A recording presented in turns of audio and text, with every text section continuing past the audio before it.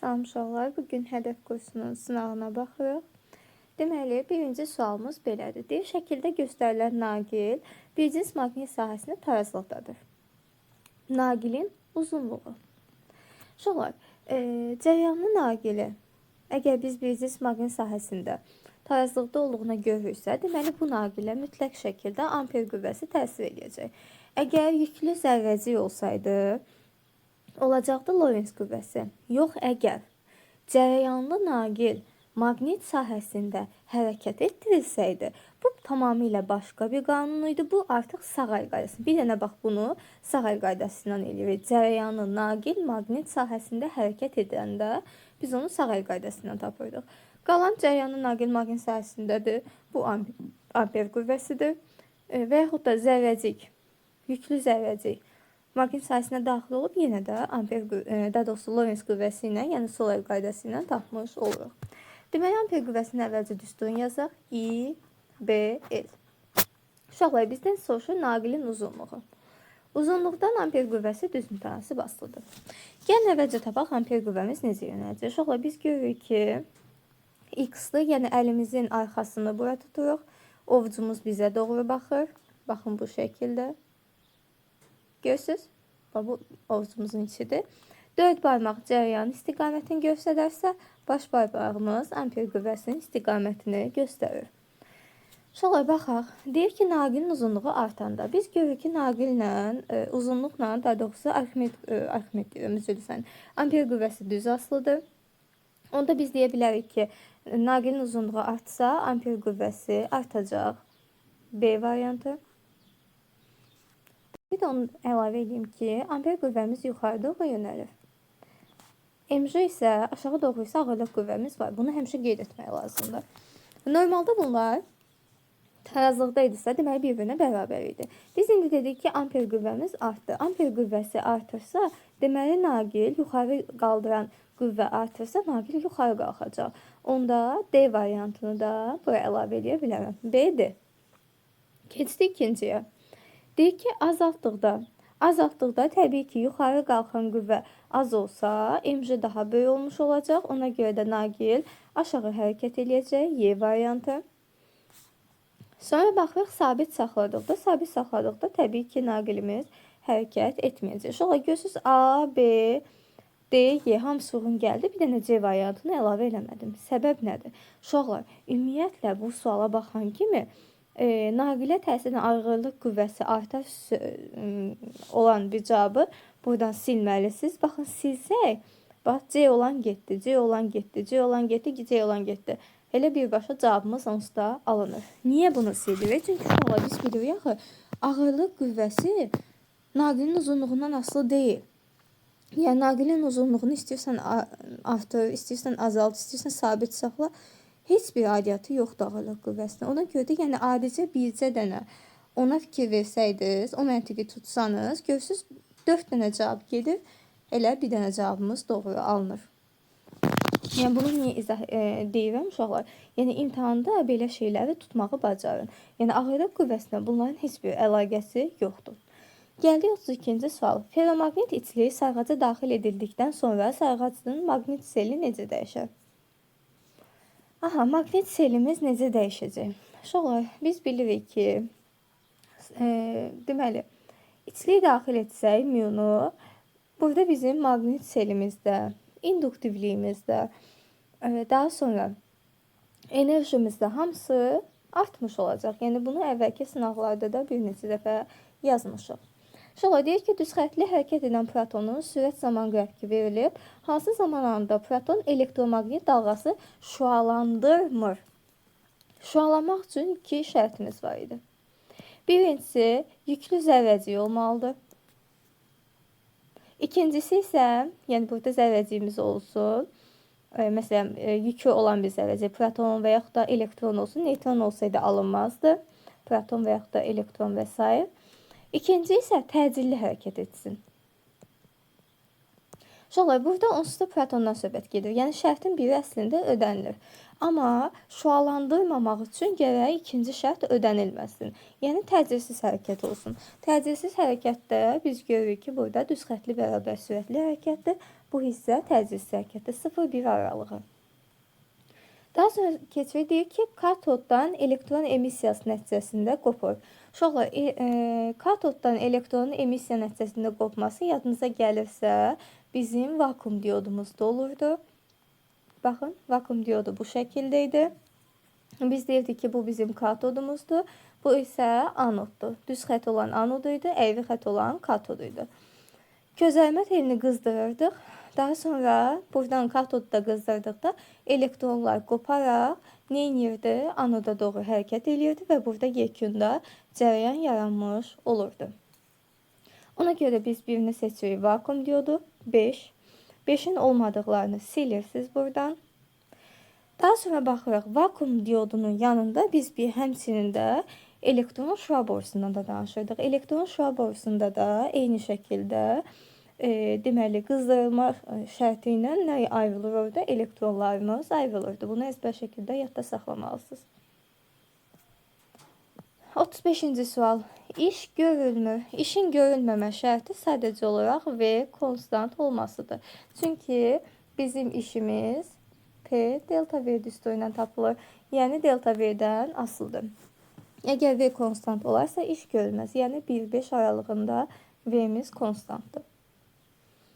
36-cı sual. İstilik miqdarları arasında hansı münasibət var? Gəlin bir-bir hesablayaq.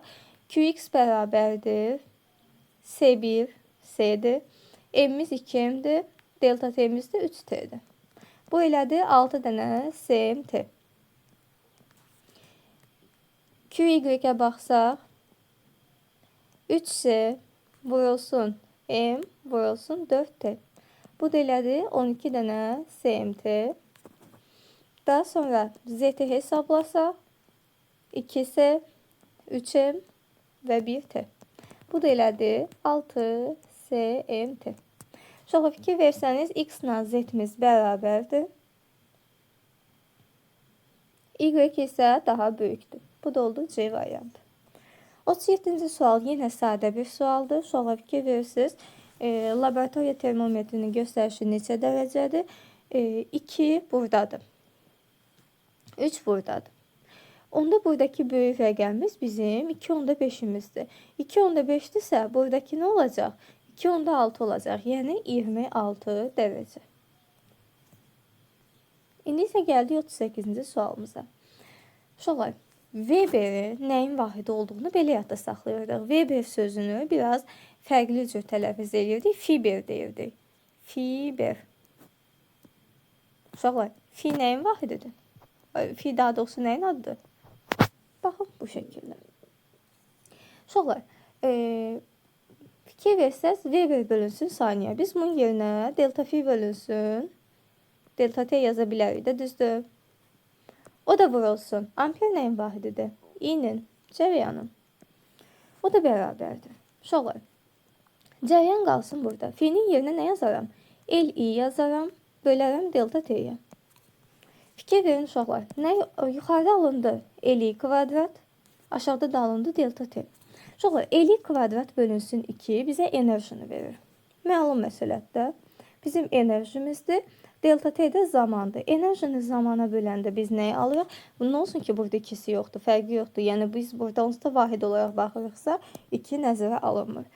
Delta V bölünsün T, yəni enerjini, işi zamana böləndə biz təbii ki, gücü almış olarıq. Baxın bu şəkildə. İndi isə baxırıq 39-cu suala. Bu, deyərdim ki, bu sınavın ən sadə sualıdır. Deməli, qaydan və sınav şüaları göstərilir. Düşmə bucağını hansıdır uşaqlar? Yəni burada bucağı qarışdırmaq, nə bilim, düşmə bucağı deyir uşaqlar. Düşən şüa hansıdır? Baxın budur da. Deməli düşmə bucağı da 1 olacaq. Yaxşı, qayıtma hansıdır? Qaydan şüa. Bu şüa qayıtmayıb ki, düzdür? Qaydan hansıdır? Bax, düşdü və qayıtdı. Deməli qaydan şüa hansı olacaq? Bax, qayıtma bucağı daha doğrusu 2 olacaq. Şuamız, qaydan şuamız budur. Qayıtma bucağı, çünki normal əmələ gətirilən bucaqdan danışırdıq. Yaxşı, sınma hansıdır? Bax, gəldi, düşdü və sınaraq keçdi digər tərəfə. Onda sınma bucağı desəydi bizdən 5'i götürərdik. Rəqs konturunda elektrik sahəsinin enerjisi maqnit sahəsinin enerjisindən 24 dəfə böyükdür. Onda mən yazaram ki, W elektrik bərabərdir 24 dənə W maqnitə. Biz də bilirik ki, W tam bərabərdir W maqnit plus W elektrik. Elektrikin yerinə deməli, elektrikin yerinə 24 dənə maqnit yazsam, üst-üstə gələndə olacaq 25 dənə W maqnit. Cəminə bərabər idi çünki. Onda gəlin belə eləyək. W tam. Tamın yerinə yazaram. L, I maksimalın kvadratı bölü 2 bərabərdir 25 dənə L, I kvadrat bölünsün 2. Qutardı. L bölü 2'lər ixtisar gedir. Onda I maksimal kvadrat bərabərdir 25 dənə i'yə. Onda I maksimalımız nəyə bərabərdir? 5 dənə i'yə bərabərdir. Bizə deyir ki, cəryan şiddəti I olan cəryan şiddətinin maksimal qiyməti neçə i'dir? Təbii ki, biz buradan tapdıq ki, 5 i'yə bərabərdir. 41-ci sual. Yenə sadə sualdır. Uşaqlar, qüvvəni istəyirsən artır, istəyirsən azald, istəyirsən qüvvə ilə ümumiyyətlə təsir eləmə. Fərqi yoxdur. Kütləyə heç bir dəyişim olmayacaq. Amma qüvvənin düsturu F bərabərdir MA olduğuna görə təcillə qüvvə düz mütənasib asılıdır. Və yaxud da bunu belə də yazmaq olar. 2 dəfə artarsa 2 dəfə artacaq. İndi isə gələk 42-ci suala. Deyərdim ki, bu bölmədə bir dənə fərqli, biraz nisbətən çətin sual varsa, o da bu 42-ci sualımızdır. Sonra sualda deyir ki, şəkildəki qabda K nöqtəsinə düşən mayenin təzyiqi P-dir. Gəlin birinci halda K nöqtəsinə düşən təzyiqi tapaq. Deməli, təzyiqimiz P qədərdir. P bərabərdir nəyə? Rho, J, H olmalıdır, amma burada 3H-dır. Ona görə yazıram Rho, J, 3H. Daha sonra M kranı açılır və tarazlıq yarandıqdan sonra K nöqtəsinə düşən təzyiq necə olacaq? İkinci halda K nöqtəsinə düşən təzyiq bizə maraqlıdır. Uşaqlar, biz bilirik ki, kran açılandan sonra tarazlıqdan söhbət gedirsə, burada nəyin tarazlığı olacaq? Maye sütunun hündürlüyünün tarazlığı olacaqdır. Çünki birləşmiş qabdır. Məsələn, burada bu qədər hündürlükdə su varsa, burada da o qədər hündürlükdə su olacaq. Bayaq 3H hündürlüyündə su var idi. Daha sonra gəlin baxaq nəyə? Uşaqlar, buradakı, bayaq burada bir xeyləm su var idi. Düzdür, həmin suyun bir miqdarı getdi, o bir qaba keçdi. Amma digər qaba keçsə də yekun həcm, suyun həcmi sabit qalır da. Suyun həcmi dəyişə bilməz ki. Onda gəlin yazaq, suyun əvvəlki ümumi həcmi nə qədər imiş. Uşaqlar, həcmin düsturu SH-la hesablayırıq. S-in yerinə pi kvadrat yazırıq. 2 olduğuna görə 4 dənə pi kvadrat. Vurulsun, H-ın da yerinə 3H yazıram. Deməli, ümumi həcmimiz nə qədərmiş? 12 dənə pi r kvadrat H imiş. Uşaqlar, kran açılandan sonra görək nə baş verəcək. Kran açılandan sonra uşaqlar, biz bilirik ki, həcm dəyişməyəcək ki, düzdür. Sadəcə olaraq birinci qabdakı ilə ikinci qabdakı həcmlərin cəminə bərabər olacaq. Burada da müəyyən həcmdə su olacaq. Burada da ikisinin cəmi bayaqki həcmdəki suyu verəcək bizə. Ona görə də belə yazarıq. Ümumi həcmin yerinə 12 dənə pi r kvadrat H yazaram. Bərabərdir. Birinci qabda həcmimiz nə qədərdir? Yenə SH düsturundan yazıram. Pi r'imiz 1 olduğu üçün sadəcə r kvadrat olur. Yazır H-dırıq. Bilmirəm nə qədərdir H. Plus, ikinci üçün hesablayanda olacaq 4 dənə pi kvadrat, çünki 2 r'dir. H-ı da yenə də digərində H-dırıq olduğu üçün bunda da H-dırıq olacaq. Yəni, eyni qədərdir. Onda gəlin belə eləyək. Bu hissəni toplayaram, bu sağ tərəfi 5 dənə pi r kvadrat H olacaq. Deməli, bizim pi r kvadratlarımız ixtisar gedəcək. Pi r kvadratlar hər tərəfdən ixtisar getdi. Onda nə qaldı? Yazarıq 12 dənə H bərabərdir 5 dənə H-dırığa. Daha sonra biz nəyə baxarıq? Onda H-dırıq tapsaq, H-dırığımız nəyə bərabərdir? H-dırıq bərabərdir 12H bölünsün 5'ə. Bu da eləyər neçə? 2 tam onda 4H. Uşaqlar, Bayaq bizim təzyiqimiz roje 3H idi. İndi isə oldu 2,4 dənə roje H. Yəni ikinci halda biz P üçün alsaq, deməli aldıq ki, roje 2,4 H. Uşaqlar, 3 dənə roje H-mız P-yə bərabərdir. 3 roje H P-dirsə, 2,4 dənə roje H nəyə bərabərdir? X-a. Gəlin buradan X-i tapaq. X bərabərdir 2,4P bölünsün 3-ə. O da eləyər neçə? 0,8P eləyər. Deməli, P-X-imiz, yəni ikinci haldakı P-miz 0,8P-dir. 0,8P-ni də burada necə taparıq? Aha, 5-də 4 kimi yazmaq olar.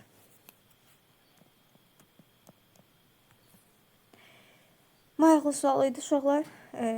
Yenə deyirəm. Əsas biz burada nədən istifadə elədik? Təbii ki, həcmin sabit qalmasından. Birinci halda qabda bu qədər həcm var idisə, ikinci halda onun bir qismi burada oldu, digər qismi də orada oldu. Ona görə də ümumi həcm bərabərdir birincinin, ikincinin cəmini. Daha sonra hesablamaları aparırıq. 43-cü sualda qarşı-qarşı hərəkət edirlər. B təyyarəsinin A təyyarəsinə nəzərən sürətini hesablayın. Qarşı-qarşı hərəkət etdiklərinə görə onların sürəti 5V olacaq. Bu sadə sual idi. Deməli, bizə deyir ki, xətti sürətin ən böyük qiyməti. Əvvəlcə təcilin xətti sürətdən asılılıq düsturunu yazaram. V kvadrat bölünsün R. Onda buradan əgər mən V-ni tapsam, kök altında AR şəklində yaza bilərəm. Ən böyüsünü istəyirsə, hər ikisinin ən böyük qiyməti olmalıdır. A-nın da böyük, R-in də böyük qiyməti oldu 3. 45-ci sualımız. 45-ci sualda deyir ki, həm eninə, həm uzunluğa dalğadır. Bu getdi mexaniki dalğalara. Yalnız eninə dalğadır. Təbii ki, elektromaqnit dalğamızdır. Vakuumda yayılmır. Bizim mexaniki dalğamız vakuumda yayıla bilməz. Amma elektromaqnit dalğamız vakuumda yayılır. Deməli, 1, 3, 2, 4. Daha sonra baxırıq. Enerji daşınır, maddə daşınmır. Bu, hər ikisinə aiddir. Bir müddətdən digər müddətə keçəndə periyod, tezlik ümumiyyətlə hər ikisində dəyişmirdir. Ona görə cavabımız olacaq A variantı. 46-cı sual, uşaqlar. Həmişə belə suallarda diqqətli olmaq lazımdır. Bizə deyir istilik miqdarı. Bəzən çaşıb yazırıq ki, Q bərabərdir C, M, delta T şəklində. Uşaqlar, düzdür, buradan da yazsaz düz mütənasib görünür. Sadəcə o, həmişə belə sual məsələn, bizə situasiyada düşə bilər, ətrafda düşə bilər də. Ona görə düsturu düzgün yazmaq lazımdır. Gərginlik sabitdir deyir. Yəni, U burada iştirak etməlidir. Q-nun U-dan asılılıq düsturu bizim Joule-Lenz qanunudur. Yəni, U kvadrat bölünsün, R vurulsun T düsturu. Verilmiş metal naqil dediyinə görə biz bilirik ki, müqamətimiz konstantdır. Gərginlik özü bizə konstant verir. Ona görə də Q-miz T-dən necə asılıdır? Düz mütənasib asılı olmuş olur. Daha sonra gəldik bu sualımıza. Uşaqlar, mütləq şəkildə yenə deyirəm, çıxarış yenə də özümdə verim sizə. Burada çıxarış lazımdır. Lorentz küvvəsi. F Lorentz bərabərdir Q V B. Lorentzin yerinə MA yazırıq. Q V B olur. M vurulsun A'nın yerinə V kvadrat bölü R yazırıq. Q V B. V'lərimiz ixtisar getdi. Qaldı MV bərabərdir Q B R. Uşaqlar, biz görürük ki, periyoddan söhbət gedir. Ona görə periyodu mən bura gətirmək üçün yazaram M omega R bərabərdir Q B R. Fikir verin, R'lərimiz ixtisar gedir. Omeganın yerinə M 2 pi bölü T yazaram. O da bərabərdir Q B'ye. Onda mən buradan T'ni tapsam, T bərabərdir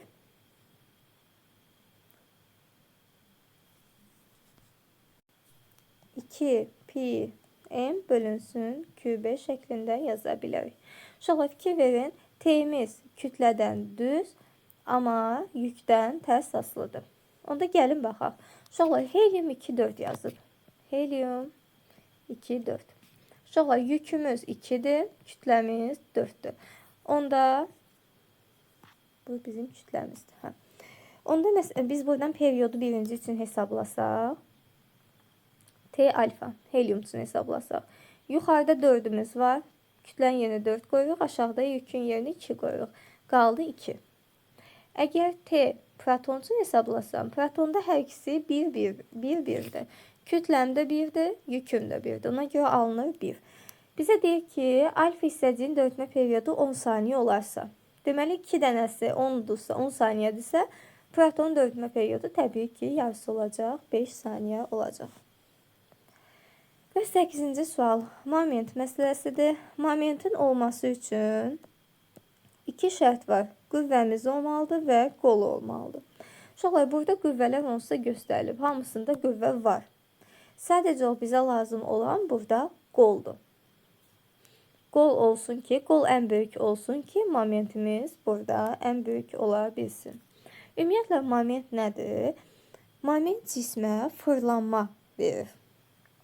Momentə malik olmasa cisim, o irəliləmə hərəkət eləyəcək. Uşaqlar, biz də bilirdik ki, fırlanma üçün mütləq şəkildə cismə təsir edən qüvvə, deməli, o mərkəzinə perpendikulyar olmalıdır. Ona görə də, bax, burada bizim qolumuz bu qədər olur, qüvvəmiz də budur. Ən böyük, deməli, F3'ü seçmək lazım idi. F1'in isə ümumiyyətlə momentə malik deyil. M1 sıfırdır. Çünki onun qolu yoxdur. Baxın, görürsünüz, uzatsaq mərkəzdən keçir. F5 də eyni şəkildə. 49-cu sualda iş istəyir. İşin düsturu A bərabərdir. F, S, kosinus alfadır. Şöyle biz buradan hesablasaq. Əvvəlcə buradan F kosinus alfanı hesablamalıyıq. Çünki onu hərəkətə gətirən 2 dənə deməli bu qüvvəyə ayrılır. Bura F kosinus alfa. Bu tərəf isə F sinus alfa. F sinus alfamız təbii ki, ağırlıq qüvvəsindən tarazlaşdığına görə biz burada F kosinus alfadan hesablayırıq. F'imiz 40'dır. Kosinus alfamız 2'də 1'dir. Elədi 20. F kosinus alfanın yerinə 20 yazarıq. Newton vurulsun. S'imizin də yerinə 8 yazarıq.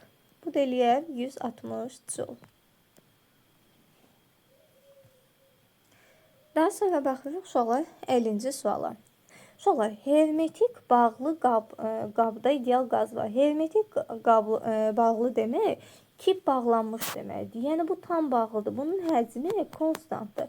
Yəni bu qab tam bağlıdırsa, demək bunun həcmi sabit qalacaq. Qaz qırağı çıxa bilməz. Qazı soyutduqda molekulların hərəkətinin kinetik enerjisi 2 dəfə azalıb. Ümumiyyətlə uşaqlar, biz bilirik, V konstant olanda P ilə T düz asılı olur. Soyutmaq deyirsə, deməli T azalıbsa P'miz də azalacaq. Əvvəlcədən biz artarları buradan silməliyik, dəyişməzi də silməliyik.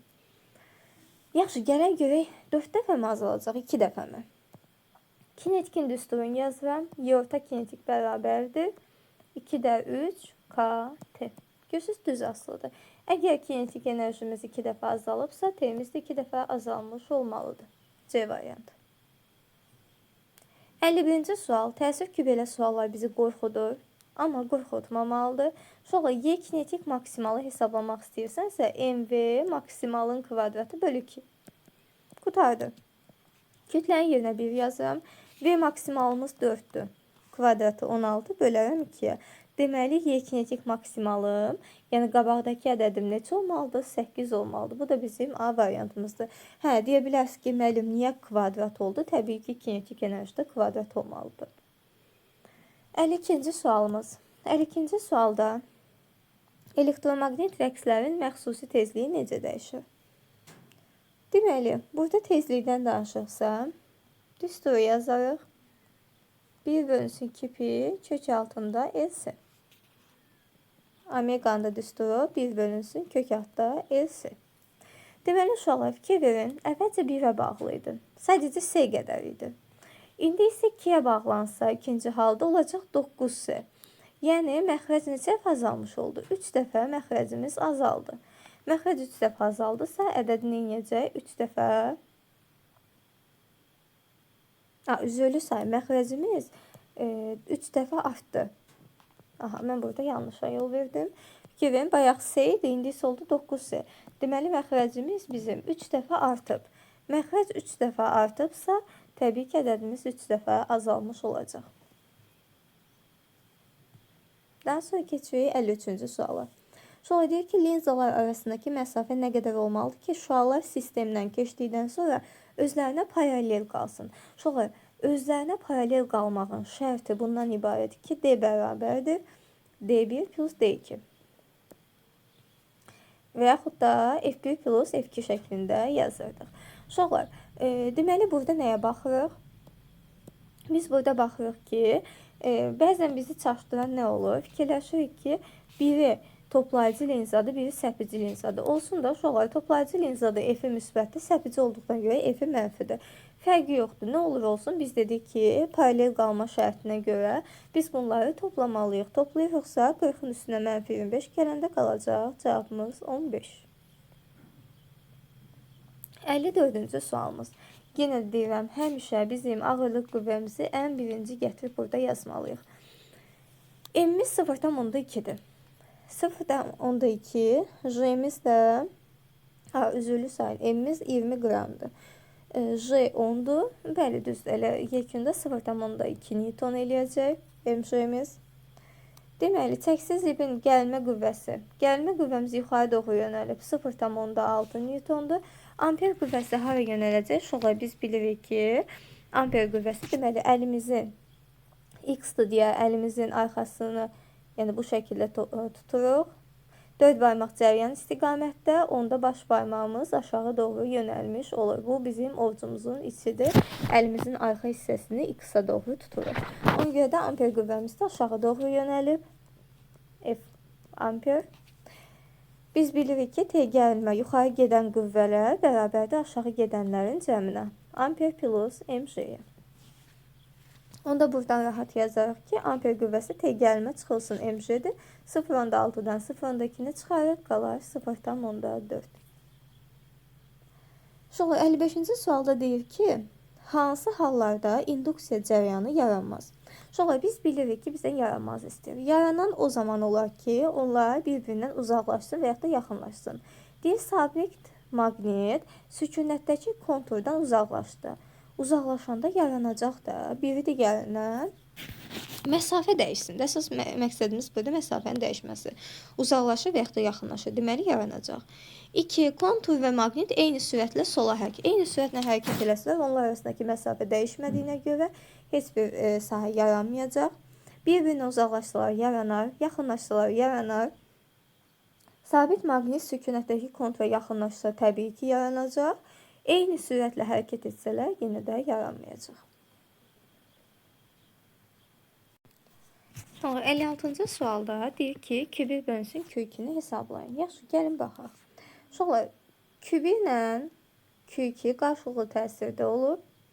Q2 ilə də Q qarşılıqlı təsirdə olub. Yekunda belə bir qüvvə alınıbsa, deməli əvəzləyicilər əvvəl yazmalıyıq.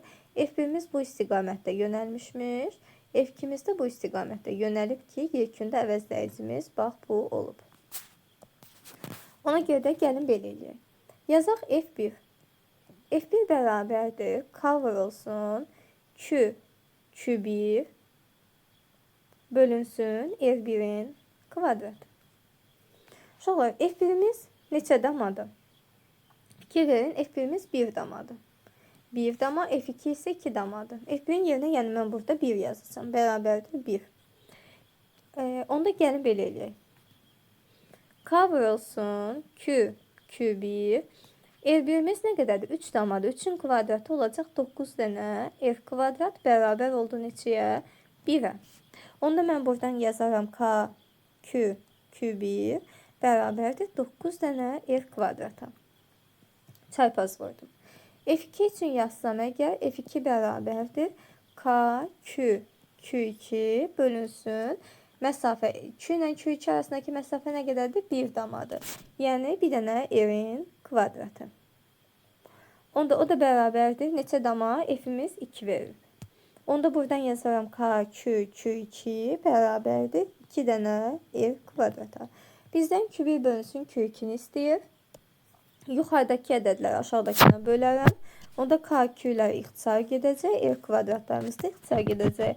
Birbaşa qalacaq Q1 bölünsün Q2 bərabərdir 9 bölünsün 2, o da eləyər 4,5.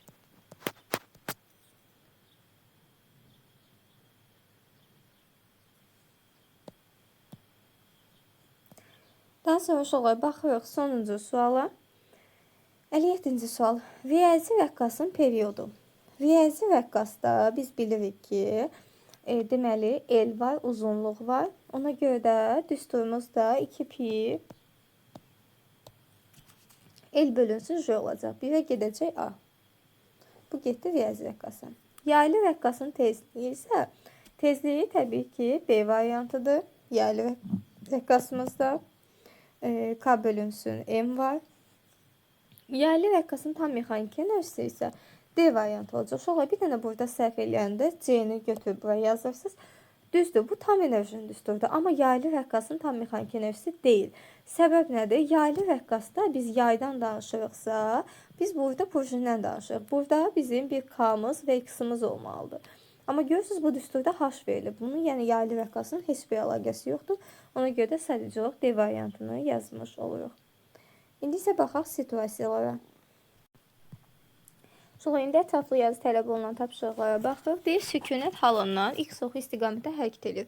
Uşaqlar, cisim sükunət halından hərəkət edirsə, deməli bu yeyinləşən hərəkət edir. Fikir versəniz, təcilimiz də onsuz da müsbətdir. Ona görə də ümumiyyətlə nəyə fikir verin burada uşaqlar? Bizə deyir ki, impulsun proyeksiyası. Biz də bilirik ki, impulsun qrafiki sürətin qrafiki ilə eynidir. Niyə deyirəm diqqətli olun? Çünki bəzən P çəki də ola bilərdi. Çəki olsaydı tamam başqa cür olacaqdı şəklimiz. İmpulsdursa sürətdə necə olarsa burada da eyni şəkildə. Deməli, x oxu istiqamətdədir, yeyinləşəndir. Daha sonra qüvvə sıfırdırsa, deməli bu düz xətli bərabər sürətli hərəkət edib, üzülürsən. Bunu gərək zaman oxuna görə düz çəkim. Bax, yeyinləşən bura qədər. T'dən T2-yə qədər düz xətli bərabər sürətli hərəkət edib. Bu şəkildə. 2-dən 3-ə qədər isə yavaşan hərəkətdir. Əgər çəki olsaydı, çəki də fərqli cür olacaqdı. Görürsünüz, birinci halda çəki çoxdur, sonra sükunət çəkisinə bərabər olacaqdı. Bu ortada olacaqdı, sonrası isə ən kiçik olmuş olacaqdı. Gəldik faydalı şəmsalının düsturu. Faydalı şəmsalının düsturu P faydalı bölünsün P tam vurulsun 100%. Sonra etanı bizə verib 80 bərabərdir. P faydalını bilmirəm. P tamımız bizim neçədir? 1250-dir. Vururuq 100-ə. Onda mən buradan P faydalını hesablasam, P faydalı bərabərdir 80 vurulsun 1250 bölünsün 100. 2 sıfırlarımız getdi. Bu da eləyər 1000. Daha sonra bizə sürət verir və jen verir, kütləni istəyir. Biz də bilirik ki, ümumiyyətlə P-nin düsturu P bərabərdir.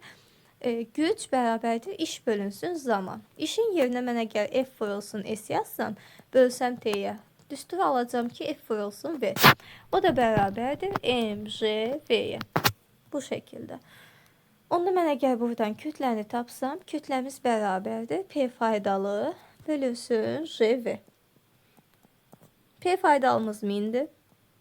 J 10, V də 0,2. Cavabımız alınacaq 500.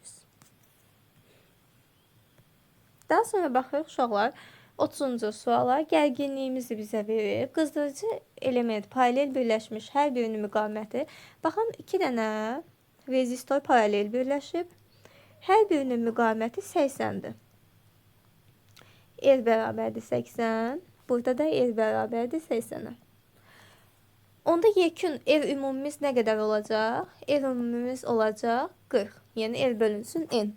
Sayına bölürük. Qızdırıcı elementdə ayrılan gücü tapın. Gücün düsturu P bərabərdir U kvadrat bölünsün F. O da bərabərdir. R'imiz 40'dır. Onun kvadratı da 200 vurulsun 200 yazarım. Bu şəkildə. Bunlar ixtisar getdi 5 dəfə. 200'də 5 olursa 1000. Sonra suallarımız deməli bu qədər.